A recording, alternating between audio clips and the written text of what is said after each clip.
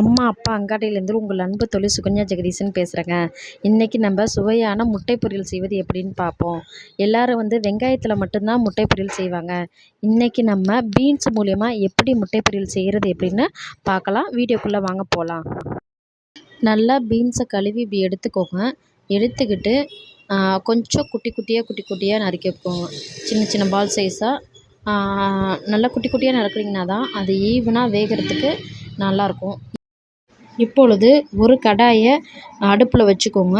கடாய் நல்லா காஞ்சதுக்கப்புறம் கொஞ்சம் நல்லெண்ணெய் கொஞ்சம் ஊற்றுங்க. நல்லா ஊற்றுனதுக்கப்புறம் கடுகு கொஞ்சம் போடுங்க. கடுகு போட்டதுக்கப்புறம் கடுகு நல்லா செவந்து வர வரைக்கும் கொஞ்சம் நேரம் வெயிட் பண்ணுங்கள். நல்லா பார்த்தீங்கன்னா கடுகு நல்லா பொரிஞ்சு இப்போ செவந்துருச்சு. அதுக்கு அடுத்தபடியாக நம்ம போட போகிறது பார்த்திங்கன்னா நம்ம குட்டி குட்டியாக நறுக்கி வச்ச பீன்ஸை போட போகிறோம். பீன்ஸை போட்டுட்டு நம்ம கொஞ்சம் நேரம் தண்ணி ஊற்றாமல் அப்படியே லோ ஃப்ளேமில் வச்சு நல்லா வதக்கி விடணும். அதுக்கப்புறமே குட்டி குட்டியாக கொஞ்சம் சின்ன வெங்காயத்தை போட்டுக்கோங்க. நல்லா ஃபுல்லாக ஸ்ப்ரெட் ஆகிற வரைக்கும் நம்ம வதக்கிக்கணும். இதை மூடி போட்டு கொஞ்சம் மூடி வைக்கணும். மூடி வச்சிங்கன்னா நல்லா வெந்துடும். தண்ணி ஊற்றக்கூடாது. அதுக்கு அடுத்தபடியாக நல்லா கிண்டி விட்டிங்கன்னா நல்லா அது வதங்கிடும். பீன்ஸ் நல்லா வதங்கினதுக்கப்புறம் கொஞ்சம் நேரம் வரட்டும். அதுக்கப்புறமா நம்ம முட்டையை எடுத்துக்கலாம். இந்த பீன்ஸ் பார்த்திங்கன்னா 2 முட்டைக்கு உண்டான பீன்ஸ் தான் எடுத்திருக்கேன். இப்போ ஒரு முட்டை ஊற்றியாச்சு. அடுத்தபடியாக 2வது முட்டை ஃபுல்லாக உடச்சி ஊற்றுனதுக்கப்புறம் பார்த்துக்கோங்க, ஓடு அதில் விழாமல் பார்த்துக்கணும்.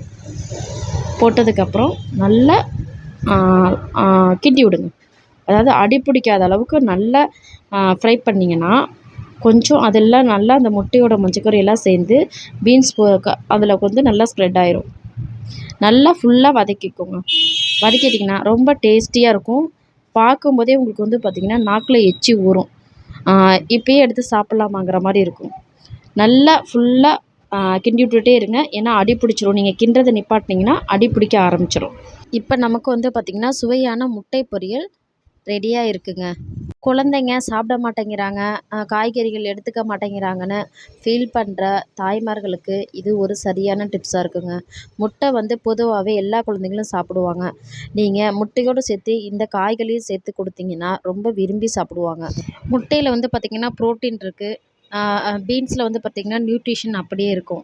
அப்போ 2ம் சேர்ந்து சாப்பிடும்போது குழந்தைங்களுக்கு ஆரோக்கியமான உணவு ரெடி ஆயிருங்க. இப்போ இந்த குழந்தை விரும்பி சாப்பிட்றத பாருங்கள். அதுக்கு ரொம்ப பிடிச்சிருக்கு. அதனால தான் அதோட முகத்தில் சந்தோஷம் அதிகமாக இருக்குது. இந்த மாதிரி ஆரோக்கியமான உணவுகளை சாப்பிடுங்க. சாப்பிட்டுட்டு ஆரோக்கியமாக இருங்க. இந்த வீடியோவை உங்களோட ஃப்ரெண்டு அண்டு ஃபேமிலிக்கு ஷேர் பண்ணுங்கள். லைக் பண்ணுங்கள். தேங்க்யூ.